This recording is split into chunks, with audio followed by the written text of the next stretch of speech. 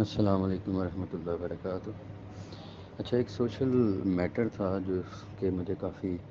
دنوں سے فیس کرنا پڑ رہا تھا، اور میں سمجھتا ہوں کہ شاید اور لوگوں کو بھی اس طرح کی سچویشن دیکھنی پڑ سکتی ہے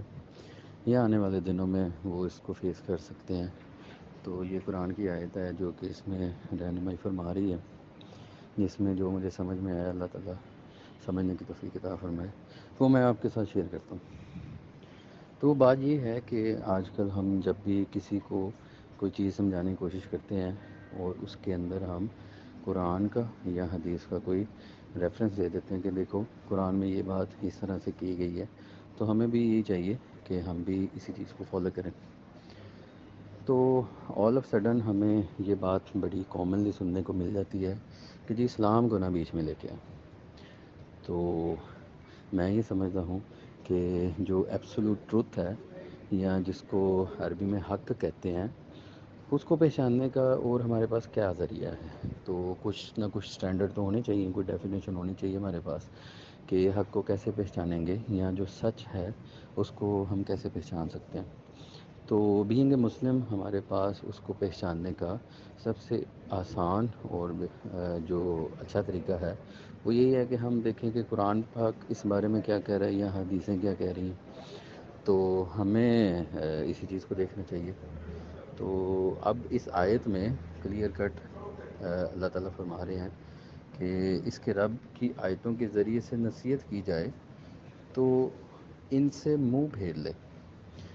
اور مطلب دیکھیں اس میں ایک طریقہ کار بھی بتایا جا رہا ہے کہ نصیحت کرنے کا ایک طریقہ کار ہے کہ اللہ تعالیٰ کی آیتوں کے ذریعے سے ہی نصیحت کی جائے۔ تو یہ ہمیں قرآن سے بھی پتہ چل رہا ہے کہ یہ کوئی انہونی بات نہیں ہے کہ اگر ہم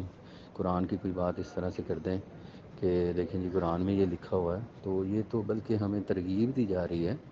کہ جب بھی ہم کسی بھی معاملے میں ڈسپیوٹ ہو جائے ہمارا، تو ڈفرینٹ آف اوپینین ہو جائے، ڈفرینس آف اوپینین، تو ہمیں قرآن کی آیتوں کے ذریعے ہی اس سے سارٹ آؤٹ کرنا چاہیے۔ تو اس کے بارے میں پھر جو نصیحت کر رہا ہے اس کو بھی میرے حساب سے وہ تسلی ہی دی جا رہی ہے کہ اگر تم اس طرح سے بات کرتے ہو اور انہیں سمجھ بھی نہیں آ رہی اور وہ ایکسیپٹ نہیں کر رہے، تو سمجھنے کے لیے یہی ہے کہ اللہ تعالیٰ نے ان کے کانوں پر بوجھ رکھ دیے ہیں اور وہ آپ کی بات ہی نہیں سمجھ رہے۔ تو جو بات ایسی کر رہے ہیں لوگ کہ جی قرآن کو بیچ میں نہ لکھیں یا حدیثوں کو، ان کو بھی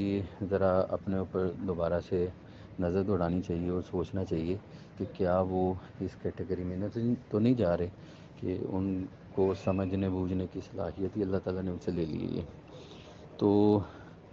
مل ملا کی بات ہی ہے کہ اللہ تعالیٰ ہمیں سمجھنے کی توفیق عطا فرمائے اور اپنی زندگی میں چیزیں اپلائی کرنے کے لیے قرآن و حدیث سے روشنی لینے سے اور اس کو اپنی زندگی میں امپلیمنٹ کرنے کی توفیق عطا فرمائے۔ اللہ تعالیٰ مجھے بھی اور آپ کو بھی سمجھنے کی توفیق عطا فرمائے۔ السلام علیکم ورحمۃ اللہ۔